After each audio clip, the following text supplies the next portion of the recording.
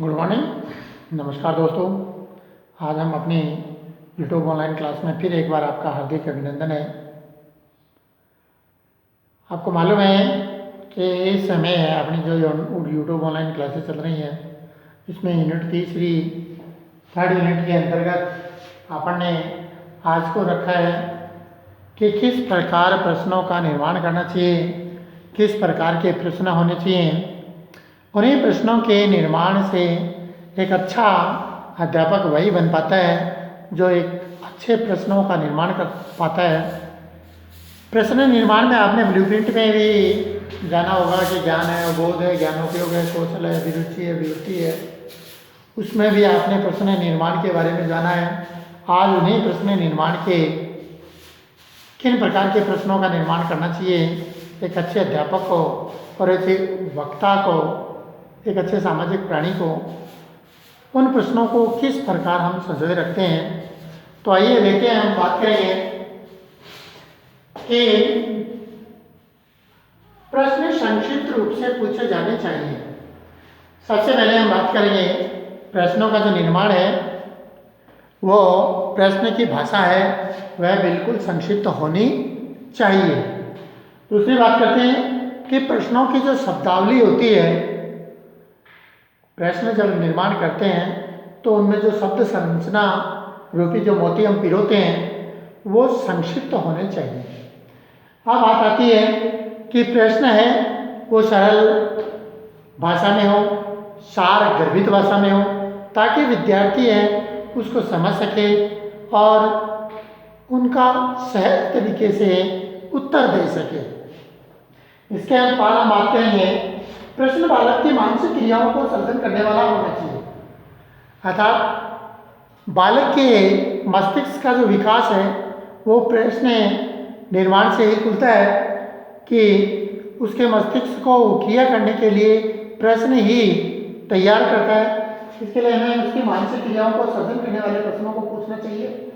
इसके बाद हम बात करते हैं प्रश्नों की भाषा है वो सरल होनी चाहिए, सुबोध्य होनी चाहिए और स्पष्ट होनी चाहिए। यदि भाषा सरल, स्पष्ट और सुबोध नहीं होगी तो छात्र है उन प्रश्नों के उत्तर देने में कठिनाई महसूस करेगा। और प्रश्न है वो यूँ ही नहीं कि कोई प्रश्न किसी प्रकार से पूछ लिया जाए।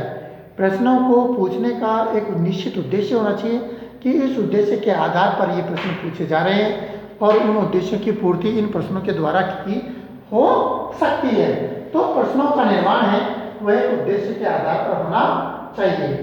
प्रश्न है वो निश्चित विषय वस्तु पर आधारित होनी चाहिए। प्रश्न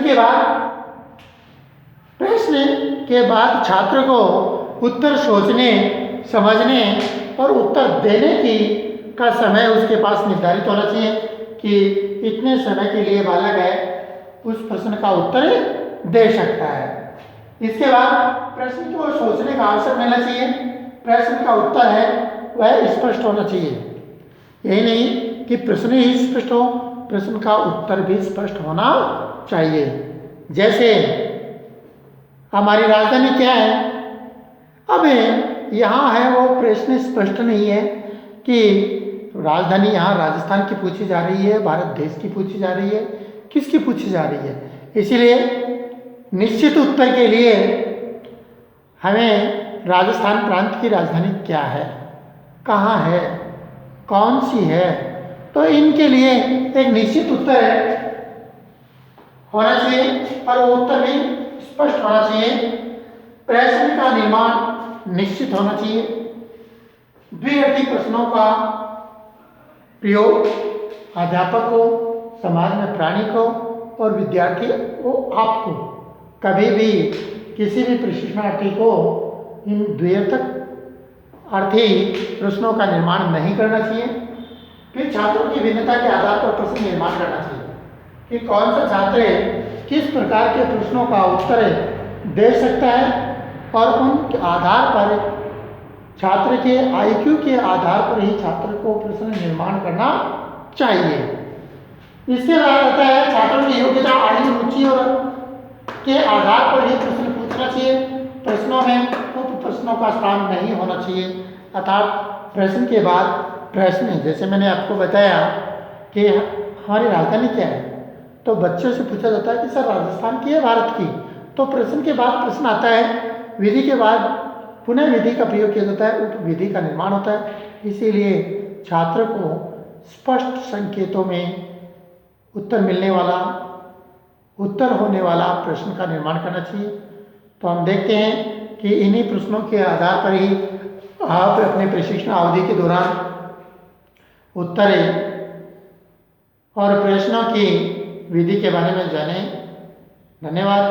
आगे हम उत्तर की विशेषताओं के बारे में अध्ययन करेंगे।